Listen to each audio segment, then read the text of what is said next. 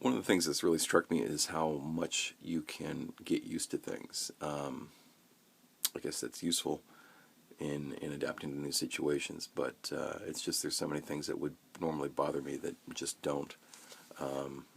You can, I'm dirty and I'm wet a lot and cold, and I have bites all over me, but those things don't really seem to bother me much. More just focused on getting through this project without getting hurt or anything more severe happening. So that's really what my focus is on. I remember stepping on a nail the other day and it went through my shoe. Again, I did that twice now, one on each foot, so they match. But it didn't hurt that much. I was more concerned that it was going to knock me out for a couple days if I injured myself or got infected or something. I had to stop. That would be really bad. So that was my main concern. But I'm not really concerned about. I wasn't hurt. The pain didn't really bother me that much. Overall, I have been in good health. I haven't had any real serious injuries. I have little cuts all over my hands and my fingers and little blisters and whatnot, but the stuff heals up very quickly and it doesn't really bother me at all. I've got quite a good scratch on the top of my right foot. I'm not sure what that's from. I think it may just be from bugs, but then the wet boots all day have irritated that some more. So that's something I'm going to watch. I think if I relax today, I'm going to take my shoes off and kind of let my feet dry out a bit, but really no complaints to speak of. I've got anyway, some of the other interesting things that I've kind of become accustomed to. I wake up in the morning and I'm still sleeping in a tent in my house.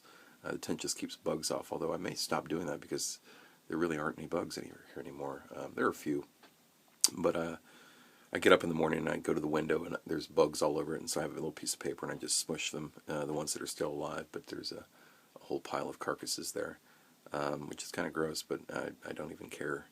Then go outside and make sure I have some water, top off the water tanks if I need that. I'm just collecting water off of a tarp, which is a questionable practice, but seems to be working, I guess, pragmatically. I don't know, there's many people in the world that do it that way. They'll have a cistern that collects water off the rooftop, and they drink from that and seem to be doing okay. I guess there's some standard practices I am following, and some I'm not. I'm just doing my own thing and hoping for the best. So maybe that's a mistake, but at the end of the day, you gotta judge it pragmatically. Did I get hurt? Did I get sick or killed? And so far, all the things that I've really done that are questionable have worked out okay. That doesn't mean it's okay. It just means that so far it's maybe I'm just pushing my luck, and so far I've been okay. So that's the way things work around here. But I feel pretty good. So I think I'm gonna acclimate pretty well to this lifestyle and not just survive, but actually really have a good time. So part of that is having food and warmth and being dry, and just sitting here with my dog. But sitting here on a quiet Sunday with nothing but seagulls flying by making noises, and my dog Wilson breathing. It's a different environment, but it's really very calming. It struck me the other day. I'm thinking about the birds flying by. They're bald eagles here, and sometimes I don't even hear them.